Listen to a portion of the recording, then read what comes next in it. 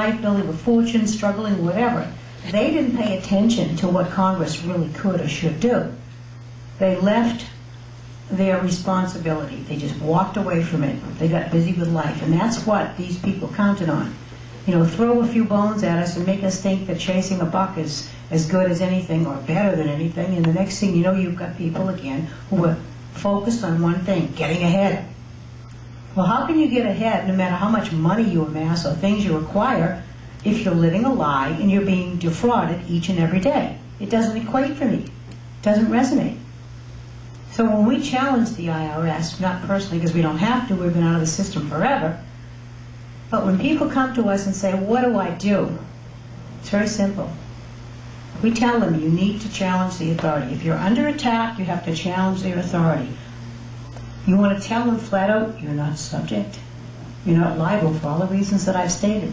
And then you tell them, if you think differently, then you show me, you produce the valid existing constitutionally compliant law specific to the Bill of Rights, which makes me subject to and liable for income tax. They cannot do it. Now, if you argue their game, if you argue this rule and regulation versus this CFR or whatever, you will go down in flames because they'll always come back at you. They make it up as they go along. They don't follow their own rules. I know many people who've gone to hearings, tax court or whatever, and gotten their heads handed to them because they played their game. And they thought they were right because they had them get to rights because they violated X, Y, and Z provisions, and they still lost because the game is rigged. So you can't go there. You cannot expect to use their terms and their paperwork and their forms and win. Because when you do that, when you engage, you're giving them credibility as if they are a valid agency of the government, as if that garbage that they throw at you is real, valid law to which you're subject. Be as if you went to a Boy Scout meeting and you got done because you didn't wear the uniform, when in fact, hey, it doesn't apply to you. You don't have to know that handbook because you're not a member. Well, I'm not a member. I'm not a U.S. citizen. I'm an American citizen. And I claim all of my rights, including the right to have my own property free from any type of encumbrance. And that's what every citizen needs to do. And many people I know who even have not necessarily been attacked by the IRS, but have participated in the system and have since found out that they've been cheated out of their paycheck, are angry enough that they're writing letters and they're disengaging and they're informing these pigs that they've recently learned that they've been defrauded. And they go right to it, challenging their authority, bam, bam, bam, and just pulling right out of the system. And you know what? The IRS doesn't know what to do. Before long, they're going to go down in flames because fewer and fewer people are going to participate. And they have stepped up their enforcement activities because they're desperate. They're hoping that they can intimidate people enough to say, see, you go up against us and this is what's going to happen to you. But we're going to intimidate them. And I really do foresee people actually suing some of these individuals with real names and using their aliases and everything else to put these guys in jail. And remember something else too. Even though they don't work for a government agency, they do take an oath to uphold constitutions when they take office. Remember Joe Bannister talking about the oath and how it was Boston and think anything of it? Well, because they do take that oath, they do bound. And the first premise, one of the things that they are required to do in any of their activities is to uphold the constitutional rights of the citizens, not that you notify your actions. If you know anybody who lost property and sleep, I'm sure, to IRS issues, you'd never know that they had a mandate to do that because they're completely lawless. I call them worse than the mafia because at least you know what the mafia is. These guys pretend to be Dudley Do-Right of the Royal Mounted Police when in fact they're nothing but gangsters. They have zero code of ethics. They could care less. Except for somebody like Joe Bannister, God bless him. Now there's a guy you got to take a lot of credit for. He is old. Did you just say that every IRS agent takes an oath? Yes. Correct. Yes. You never know it by the way they act. It's like the cop that said, I didn't take an oath to the Constitution. Where can we look up on the internet and find the exact copy of that oath? It's the same oath for everybody.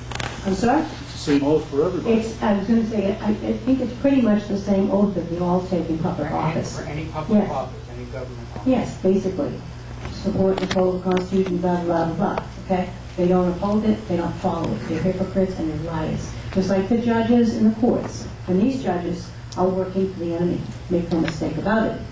Federal judges are not supposed to pay income taxes under Article 3. They're not supposed to participate at all because they wouldn't be liable, would they? They wouldn't be engaged in any excise taxable activities. But the federal judges do pay income taxes because they're operating under Article 1. And that's another thing. The courts. When you go to federal court and you're in the District Court of the United States or in Article 3 court, but you don't go there, they'll tell you that you're going to the United States District Court or the District of whatever. What's the difference? Big difference. The United States District Court is a court under Article 1 or 3, 4, excuse me. 1 being admiralty and 4 being territorial. In the District Court is Article 3. That's the thing. Director Wright. As I understand it, there are no Article 3 courts in the land. You basically have to walk into one of these foreign corporations or whatever and invoke it and announce to them and tell them who you are. Yeah. We'll get That to doesn't guarantee it.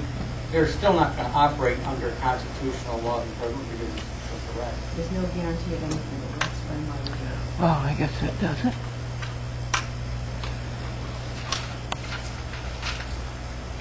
Vast amount of money paid to the IRS goes to the banking system, okay? It goes to pay the debt. I didn't think the debt was created. It was printed as linear. Yeah. The granting authority. You can say, I will grant you and accept your authority over me, but they cannot just assume they have authority over you. No, they're going to have to prove it. And getting back to your point, Martin says we try not to get into a lot of securities issues and what have you, and frankly, that's not considered a security in the banking system. Okay? Is it? Well, yeah, it is, but it's not really considered a security. However, what they do is take all those notes, promissory notes, whatever you want, all of them, and they bundle them, okay, and sell them to the Fed, all right? And the Fed reimburses them, or doesn't reimburse them, gives them the money for that, or grants them the credit for that, and it's mostly credit. There's very little money anymore. It works on the computer, okay? And they get so many credits on their asset book, so to speak, okay? And then they lend those credits here, they lend those credits there. I mean, it's a whole damn credit system. It's unbelievable.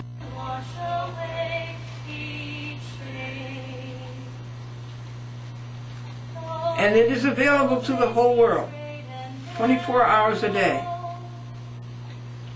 Amnesia is loss of memory due to brain injury, shock, or repression.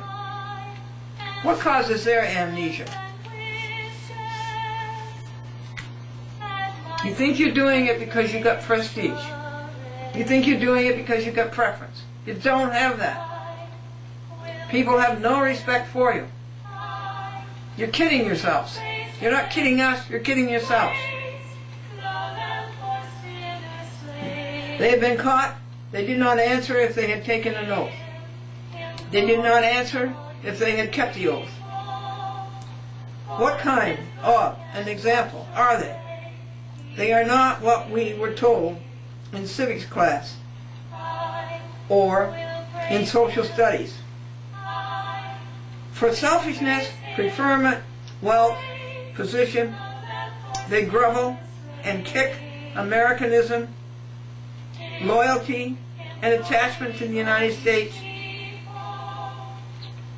its ideals, interests, and traditions.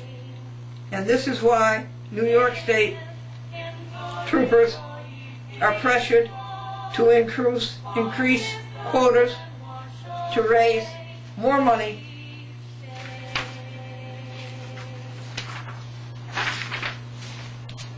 to pay for the failing and falling, disposable, despicable, and disgusting courts, the RICO, the Racketeer Influence Crime Organization, 18 U.S. Code, Section 1961, ex sequitur. Okay, folks. We've excoriated them for a half an hour. It's time now to rejoice about something. Maybe it was worth $3,000 to confront these three imposters with their scam. In other words, I was asking the Harrison court for $3,000 damages against the Charles Dolan defendants and Langelotti for violating my public access rights. They would take away my signers or they would drop out, and that would cost me money to go out and get new signers, so they should have paid for that. Could anything be simpler? But no, they didn't give me the $3,000. And I say maybe it was worth $3,000 to stand up to those punks and ask them, did you take an oath? And are you abiding by that oath? And are you adhering to the constitutions, federal and state? I think it was worth $3,000. What do you think? They have violated the constitutions and will have to pay for it. And there is no act of sovereign power to grant oblivion. There is no pardon, general or specific. Glendora has a witness to what they did on November 1st in Goshen. Her oral argument. They have no outside witnesses. They are all insiders for whom we also pay. Isn't it so, folks? Rudolph is a judge who does not tell the truth, the whole truth, and nothing but the truth, so help him God. Quote, we have read all your briefs. I doubt that very much. I'd like to give you a test on them. They have not. It is obvious they have not. They fail first basic, familiar with the facts and circumstances. Any judge has to be familiar with the facts and circumstances. They are not. Why? Because they don't read. Why? Because they can't read. They don't know how to read. They never asked Glendora a question. The only one who spoke was Rudolph, and that was to push Glendora past the questions as to the oath and upholding it, and then to cut her off. And Glendora was not heard. They had no grounds. They had no signatures, and they had no oaths. Now what do we have here? We have a closed union shop. That's what a court is. It's a closed union shop. And who is the shop? Who is the union? The despicable American Bar Association. We've got to stop this. We can't let them get away with this. A court is a closed union shop. You're not supposed to go there without a lawyer. Baloney. Never hire a lawyer. Never hire a lawyer. For one thing, a lawyer isn't licensed by the state of New York. All he has is a union card from the despicable American Bar Association.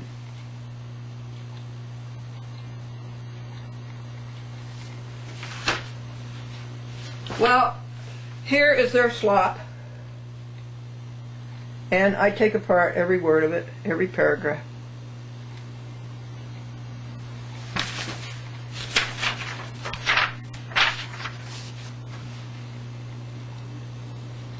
As I say, their decision is already made on the basis of prejudice, personal preference.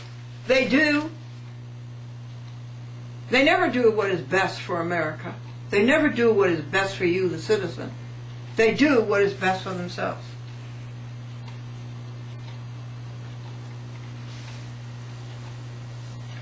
They limited and prohibited public access.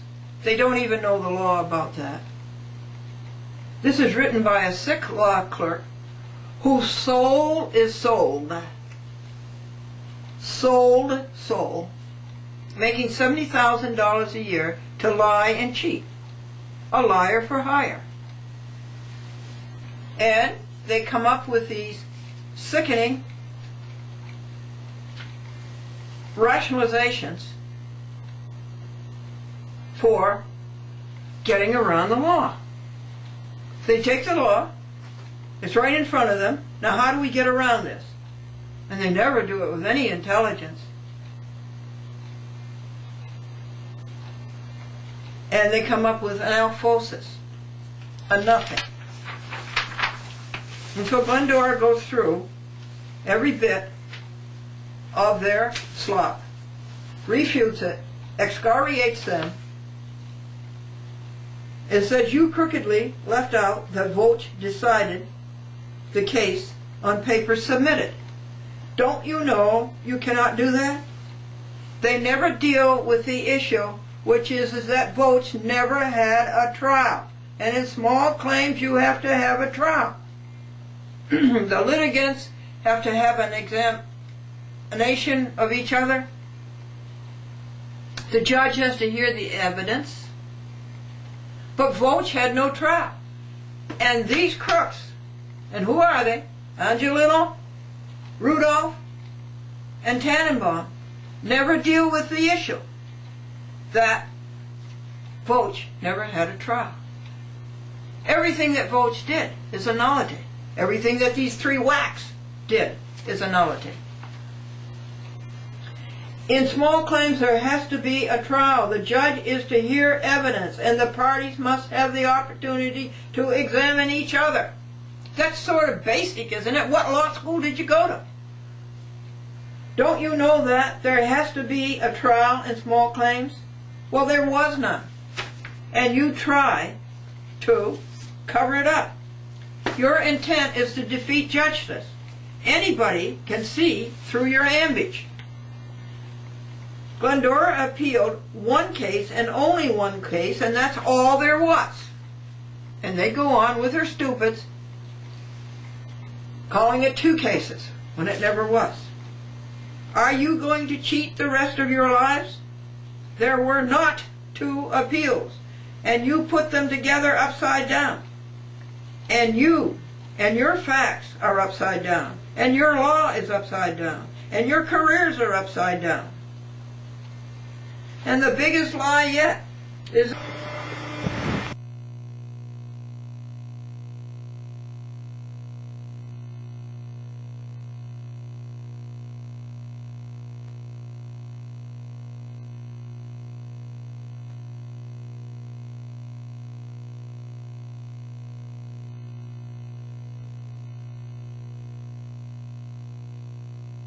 these guys are bringing fraudulent charges against you. It can be in any application whatsoever, period. And as Jack said, I believe yesterday, you could even go to the Attorney General and get him to do an affidavit, subpoena him that these charges are lawful, based in constitutionally compliant law specific to the bill of rights. Not going to do that, okay?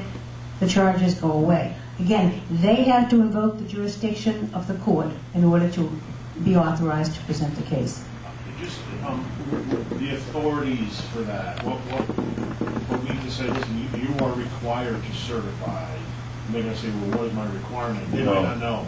No, they're not required to certify, okay? But you, remember, are guaranteed certain rights. Part of your rights is due process of law, and the right to be informed of the nature and causes of the charges against you, and that's what we use right It falls here. right under that, under your constitutionally guaranteed rights. Mr. and Mrs. Smith. Yes, ma'am. And if you're smart, you'll say, I don't understand the charges, and you'll have an automatic win on appeal. I would like to encourage your people by telling you about the federal case I won. Oh, good, Sure. good, I'd like to hear that. You want to use the mic? Can you hear me, everybody? Use the mic.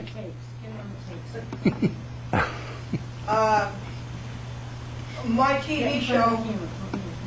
Right here. Oh my God, I'm covering them. You'll be- That's all right, you'll be a star. Oh, my God. Anything else? No, we didn't. Stand behind them, because you're shadowed, I don't see, I just see silhouette. Yeah, that's a good idea. Stand behind Jack. Behind it. Yeah, why don't you sit here? I'll get up in there. Oh, thank you. That's too many bones. Let's see. The chat with Glendora was taken off the TV by Cablevision Systems Corporation. It was a very large cable system. It's Nassau County, very wealthy, and it's 400,000 subscribers. And they called me up on Veterans Day in the year 1993 and said, we're not going to cablecast your program any longer. And that concludes tonight. And I did happen to have the good luck to have my audio tape recorder going. And they say, we do not believe that public access is any place for you to discuss a personal lawsuit. At that time was the O.J. Simpson case. That was a personal lawsuit that was on every TV station in the country. That's right. And they said that the gravamen of the case was that I had sued Scott Lord for running a underground lawn sprinkling system without permission from the Nassau County Department of Consumer Affairs, and I was saying how remiss the Commissioner of Consumer Affairs and the county executive, Glendora, were in allowing him to deceive the public, the consumer. And of course, Picken, the commissioner, and Glendora went to Charles Dolan, billionaire, who owns Cablevision System, and said, get the dame off the TV. And so it happened that night. And so I knew nothing about it, folks. I was a pro se through and through. I knew nothing about it. And I started going to the library, the law libraries, and reading. And back in those days, the FCC actually would help people. Today, they will not. But a young man there says, take a look at Title 47 of the United States Code 531E. Surely enough, it said, no cable operator shall exercise editorial control over public access. So I brought the case in the United States District Court, the Southern District of New York. And I was all pro se, and the judge routinely dismissed it. His name was Charles R. Bryant. And then I came up with the 531E after he dismissed it, and he claimed, and he out and out lied.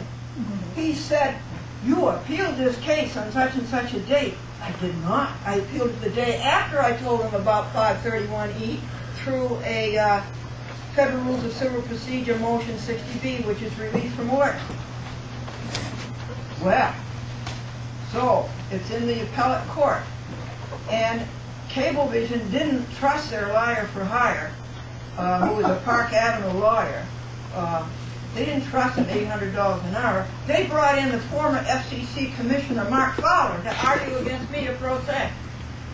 And one thing that Judge Minor, the appellate judge, said was, surely, counsel, you don't think Glendora is obscene. And it took them a long time, folks, and they were you, Jack. Okay, they quoted Conley Gibson, and they also Branham versus Clark.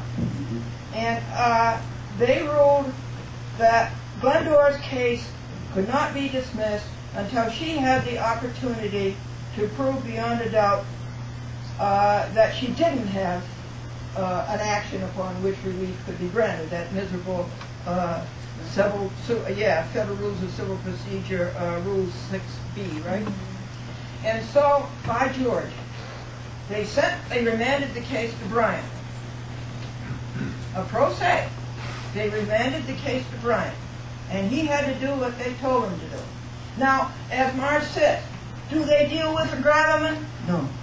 What they did say, Bryant, you say that Glendora has a private right of action. She does not have to go to the New York State Commission on Cable TV. She does not have to go to the Federal Rules of what is it? No. The Federal, the FCC. She does not have to go to the FCC. She can take that case on her own, and she can adjudicate it. So, Cablevision was told, put her back on the TV. And that happened on January, circa, in the year 1995. And Chat with Glendora has been on there ever since.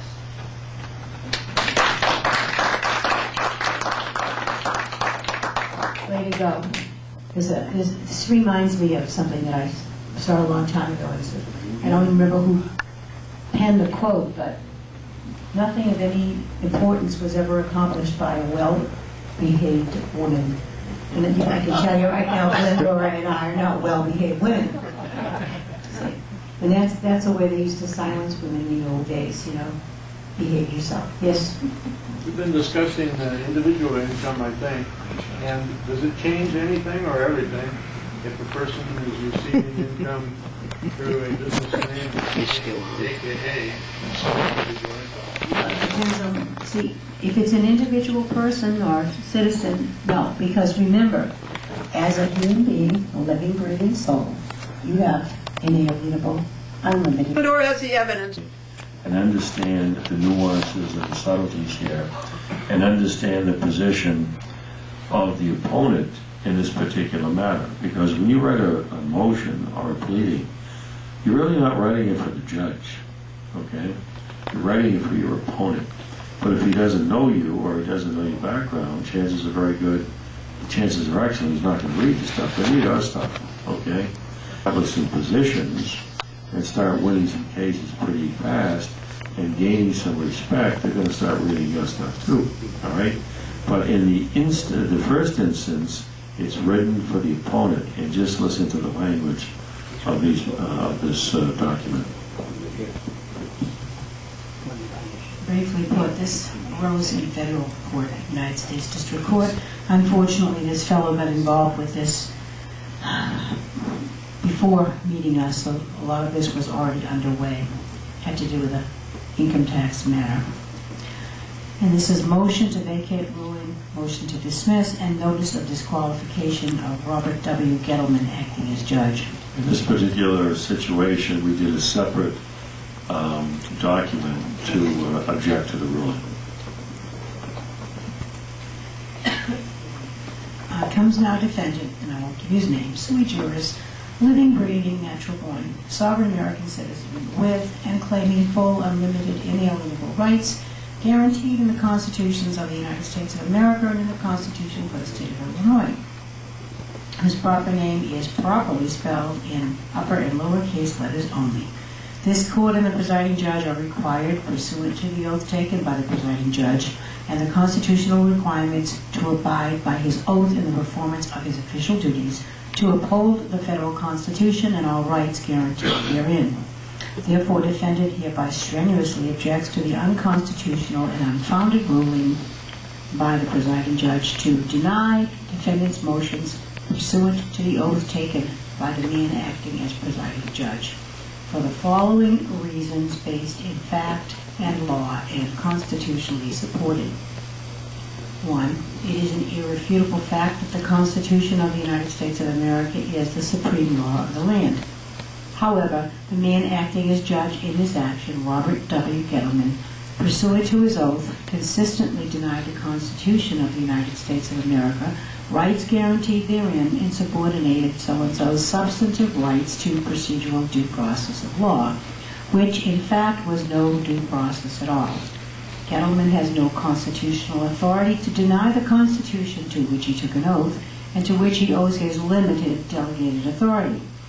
Thus, by his own actions, Gettleman has perjured his oath, committed sedition and insurrection against the Constitution, and since he is backed by an array of armed force, treason. Pursuant to constitutional requirements supported by Chapter 1, Code of Conduct for United States Judges, in particular Canons 2A and 3A, Gettleman is disqualified for the reasons herein stated. 2. When defendant asked Gettleman to affirm his oath of office, Gettleman responded by stating that he is not here to answer questions.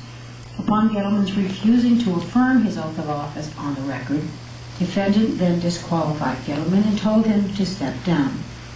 Gettleman's refusal to affirm his oath of office rendered the entire court defective and constitutionally incompetent and without jurisdiction.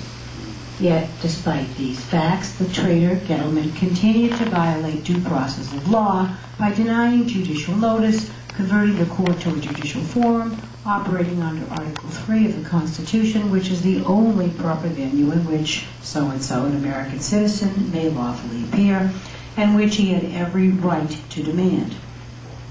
Yeah, Bob. Bob's political status was filed on the public record as being an American citizen and not a U.S. person or citizen, which status would make him a member of the District of Columbia and a subject of the U.S. government, which he is not. Gettleman's actions rendered this court a treasonous court, entirely incompetent, and defendant has no requirement to proceed.